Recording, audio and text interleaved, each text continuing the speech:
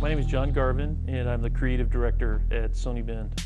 Syphon Filter Dark Mirror starts a new storyline. You sort of like leave the virus behind, and Gabe is being sent on a mission to investigate a paramilitary group, calls itself Red Section. He thinks that they've attacked an oil refinery, doesn't know why, and while he's there, he finds out that there's more to the story than he thought. Gabe Logan has always had a lot of gadgets. He's had different vision devices and, of course, a ton of weapons. And Dark Mirror, we've added a few more. So my favorite one is the Rapid Traversal Line, which is a traveling device that allows him to shoot up a line on any static line that's in a level, so telephone wires, that sort of thing.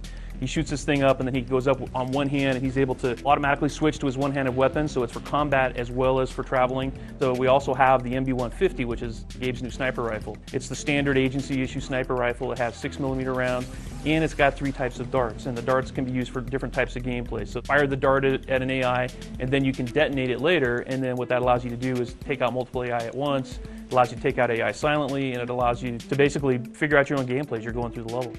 Syphon Filter has always had a certain mixture of stealth and action, but it's always focused mostly on the action. And we've decided to stick with that formula because it's one that we personally as gamers really like. We all play the pure stealth games, and we like those as well. We play a lot of action first-person shooter games, and that allows you to create scenarios that, that fit the genre, because Gabe Logan is infiltrating a military base, for example, or he's trying to sneak into a casino, and maybe the Russian mafia doesn't know he's there. So if you as a player can decide how you want to play that out, so that in the Königsberg casino level, for example, you can sneak around, take the guys out using the new melee attacks, using the knife attacks, using your gas darts. There's all these silent attacks. You flip on your IR goggles, you can see their ghosted images through the doors and walls, so you know that there's enemy AI there.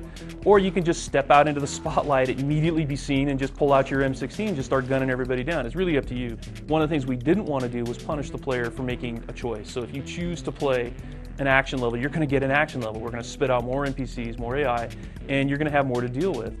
We don't have any levels where you play through on stealth, and they see you, then bam, instantly the level's over. That's just not our game. We have a full multiplayer game with both ad hoc support and infrastructure. One of our biggest challenges is we were trying to make a Syphon Filter multiplayer game. We started working along those lines in the Omega stream. We were working on a 4-player co-op game. We decided to take what worked really well about that game and bring it into a PvP environment. So we'll have a full-blown PvP game for the first time, or at least in Syphon 2 when we had 1v1 deathmatch. Now we've got 4v4, what we're calling objective mode, which is what makes our game a Syphon Filter game. You've got 2 teams that are pitted against each other. They have objectives they're trying to accomplish, and of course those objectives are across purposes. So while you're trying to get your captured DU in the Tuzla mission, which is an abandoned weapons plant, one team is trying to gather these depleted uranium containers, and the other team's trying to gather the depleted uranium containers. There's only so many to go around, and they're going to kill each other and try to figure out who's going to win the map. We have maps that are set up with objective mode, plus we have standard deathmatch and team deathmatch, a new mode that Scott Youngblood, the multiplayer designer, is calling Rogue Agent, which is basically where one person is it. It's kind of like an online tag, and everybody's trying to get that person. So I think we have a lot of variety that you'll probably find something that'll appeal to you. Syphon Filter Dark Mirror, and that's available in March.